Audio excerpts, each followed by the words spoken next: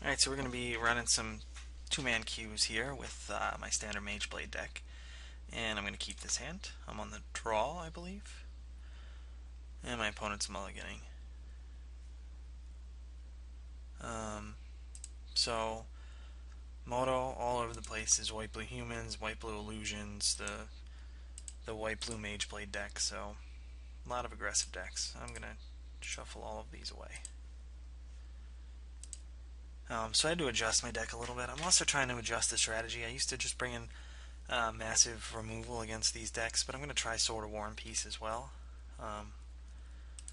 That thing's a pain. I hate that card.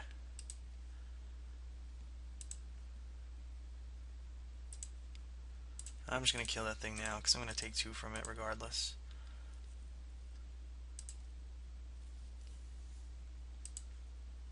I can always buy that back later.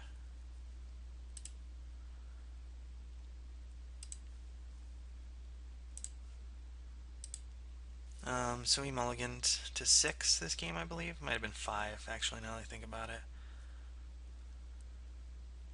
Honor the Pure. That's fine. Maybe he has all 3 drops in his hand. So I'm going to use this Forbidden Alchemy to dig for some counter spells. A Mana Leak or a Dissipate works, and putting the skeleton in there is good too. It's like drawing an extra card. I'm going to Ponder. I have the Dissipate up, so we're going to actually shuffle these cards away. Alright, that's good. Mana Leak, Dissipate, and Snapcaster Mage should be enough to get this game. I really just have to get them to 10. And the Skeletons and the Snapcaster Mage should be able to help me get them down that far.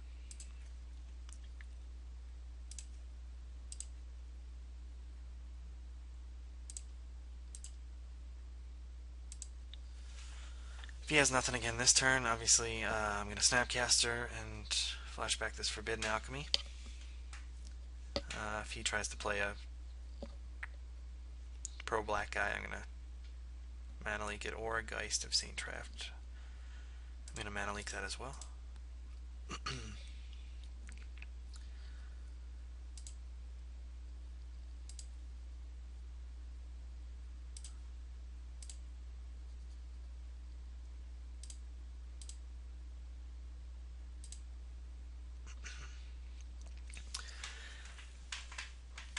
Alright, it's 6 mana. I don't think I'm going to do anything yet. I have this Dissipate, I also have Snapcaster to Mana Leak something. I was considering Snapcastering Ponder back and then just dissipating, but there's really no point in doing something like that. This turn, though, however, I am going to Snapcaster back the Forbidden Alchemy, even though I'm able to flash it back for the full value next turn. I really just want to put him under a little bit more pressure here. I can also just find a Sword of Feast and Famine, which would be awesome as well. Another Snapcaster's good.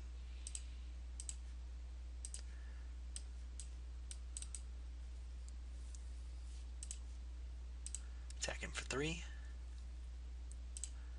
And then if he tries to tap out for something and I Snapcaster Mana Leak it, he's just dead next turn, so that's good.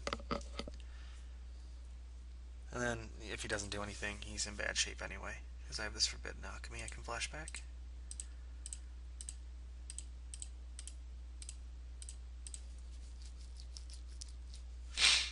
And I'm going to take another Snapcaster Mage.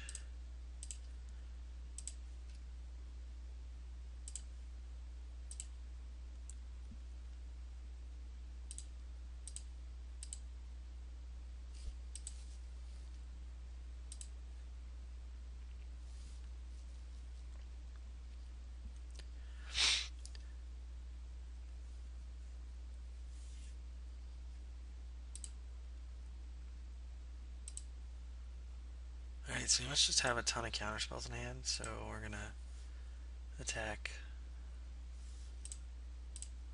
And I'm really under no rush to kill him. I could Sworn's Vengeance with Mana Leak back up, but I think he just has a bunch of counter spells in hand, so there's really no point in doing that. And at this, he's just dead. Okay, he conceded.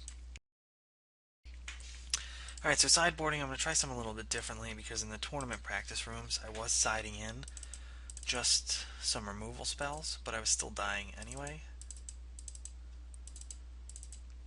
So what I'm going to try is the Sword of War and Pieces instead of the Sword of Feast and Famines. Dismember comes out. They also have that stupid Grand Abolisher, so I'm going to side out my Dissipates, my Consecrated Sphinxes, and Reassembling Skeleton.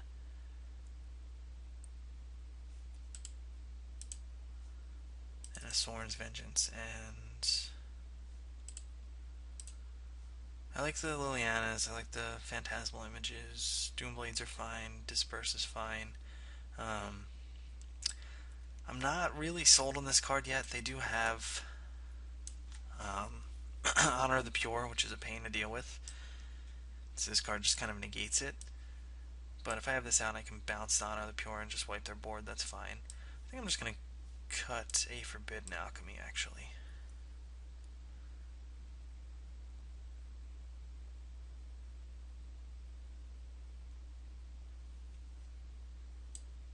Or maybe my last one of the skeletons. I do want something to put Sword of War and Peace on, though. So I'm going to cut a Forbidden Alchemy, I think. Like I said, I'm just trying. This is the first time I'm trying the Sword of War and Pieces from the sideboard. Usually I just cut the skeletons and the swords all together. Sand's fine. I can kill his first or second play, and I can Snapcaster back the Doomblade. The only thing that this hand really loses to is Mirran Crusader. Or a Geist, actually. But the way the post-board games go, they usually just play Grand Abolisher, and I can't do anything anyway, so I need to have an out to that guy. Alright, Mana Leak's good.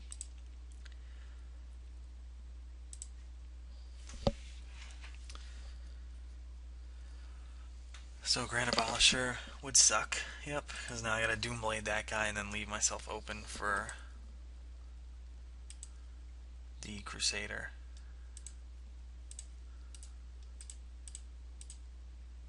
This thing really does suck to play against as a blue deck. And in the tournament practice room, I'm running into a lot of decks that are just main decking this guy. So if this is Geist or... Alright, good.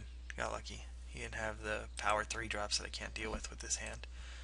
So I should be good to go. I'm going to hold off on this Ratchet Bomb. I'm going to play it next turn when I have Mana Leak up. Like I said, I'm in no rush now. Honor the Pure is kind of irrelevant, and he can't land a hero, or I just lose.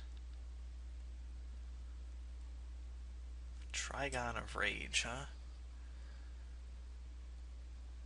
Sure.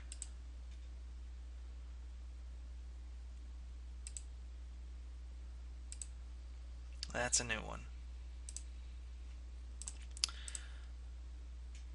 Ratchet Bomb.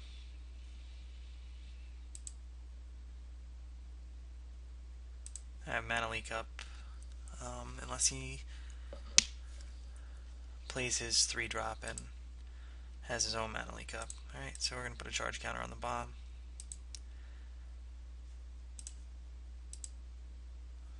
There's really no need to play any of these things.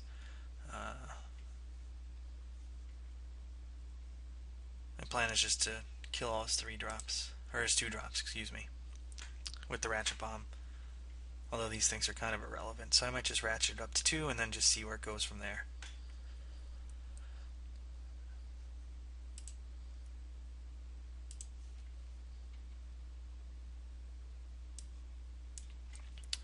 Alright, didn't hit my land drop there. I also forgot to ratchet this up.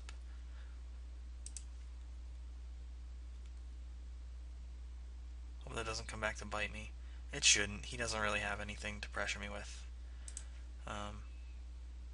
So I'm going to ratchet this up to 2. I'm going to leave it there.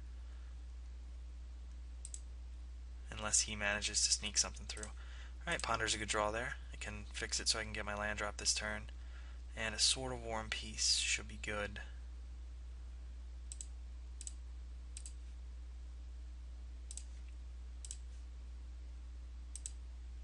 Next turn. So if I have to Snapcaster or Doomblade something, like let's say he taps out for a hero, I can Snapcaster Doomblade it, and then slam Sword of War and Peace. Geist of Saint Traft. So I'm going to try to mana leak Geist here.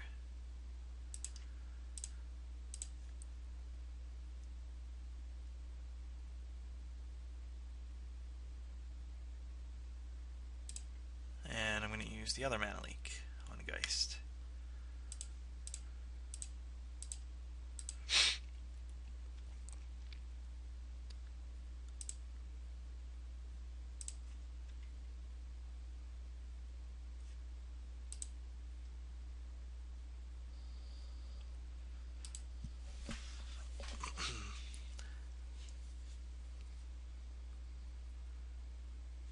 Another Honorably Pure.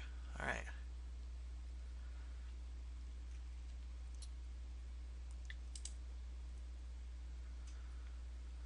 So, what I think I'm going to do here is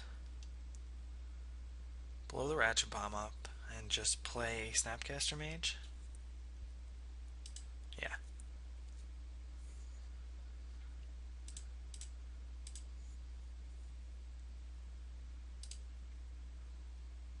None of this matters.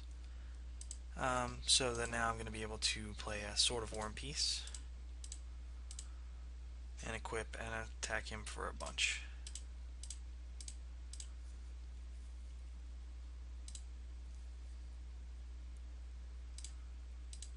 And then I'm also going to play the Spellskite so I can stop him from Oblivion Ringing my Sword of War and Peace.